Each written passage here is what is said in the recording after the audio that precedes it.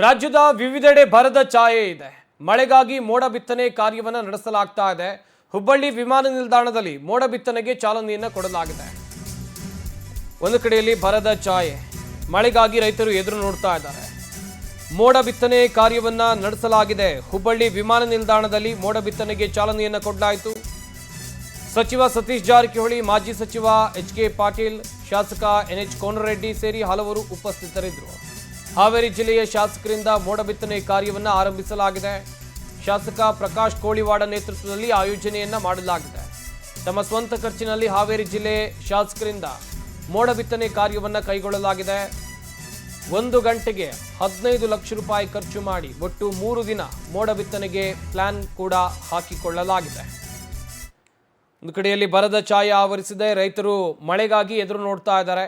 ಇತ್ತ ಮೋಡ ಬಿತ್ತನೆ ಕಾರ್ಯವನ್ನು ಕೂಡ ಮಾಡಲಾಗಿದೆ. ಶಾಸಕ ಪ್ರಕಾಶ್ ಕೋಳಿವಾಡ್ ನೇತೃತ್ವದಲ್ಲಿ ಈ ಕಾರ್ಯವನ್ನ ಮಾಡಲಾಗಿರೋದು. ಹುಬ್ಬಳ್ಳಿಯ ವಿಮಾನ ನಿಲ್ದಾಣದಲ್ಲಿ ಮೋಡ ಬಿತ್ತನೆ ಕಾರ್ಯಕ್ಕೆ ಚಾಲನೆಯನ್ನ ಕೊಡಲಾಯಿತು. ಹಾಗೆಯೇ ಮೋಡ ಬಿತ್ತನೆ ಮಾಡುವ ಮೂಲಕ ಸದ್ಯ ಆ ಪ್ರಕ್ರಿಯೆಗೆ ಚಾಲನೆಯನ್ನ ಕೊಟ್ಟಿರೋದು ಸಚಿವರಾಗಿರುವ ಸತೀಶ್ ಜಾರಕಿಹೊಳಿ, ಮಾಜಿ ಸಚಿವ ಎಚ್.ಕೆ. ಪಾಟೀಲ್ ಕೂಡ ಭಾಗಿಯಾದರು. ಶಾಸಕ ಎನ್.ಎಚ್. ಕೋನರೆಡ್ಡಿ ಸೇರಿ ಹಲವರು ಉಪಸ್ಥಿತರಿದ್ದರು. ಹಾವೇರಿ ಜಿಲ್ಲೆಯ ಶಾಸಕರಿಂದ ಮೋಡ ಬಿತ್ತನೆ ಕಾರ್ಯವನ್ನು ಹಮ್ಮಿಕೊಳ್ಳಲಾಗಿದೆ.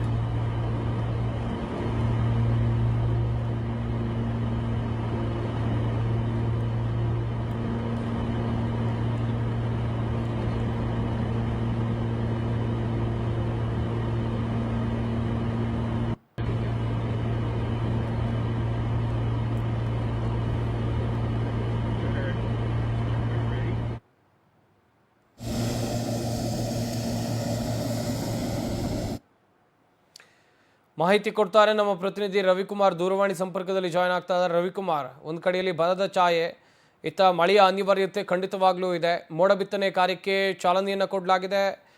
ಇದು ಯಾವ ರೀತಿಯ ಕಾರ್ಯವನ್ನು ನಿರ್ವಹಿಸುತ್ತೆ, ಮಾಹಿತಿಯನ್ನು ಕೊಡೋದಾದ್ರೆ? ಪ್ರಮುಖವಾಗಿ ನೀವು ಹೇಳಿದಂತೆ ಈಗಾಗಲೇ ಉತ್ತರ ಕರ್ನಾಟಕದಲ್ಲಿ ಸಾಕಷ್ಟು ಪ್ರಮಾಣದಲ್ಲಿ ಕೂಡ ಬರದ ಛಾಯೆ ಆವರಿಸಿದೆ.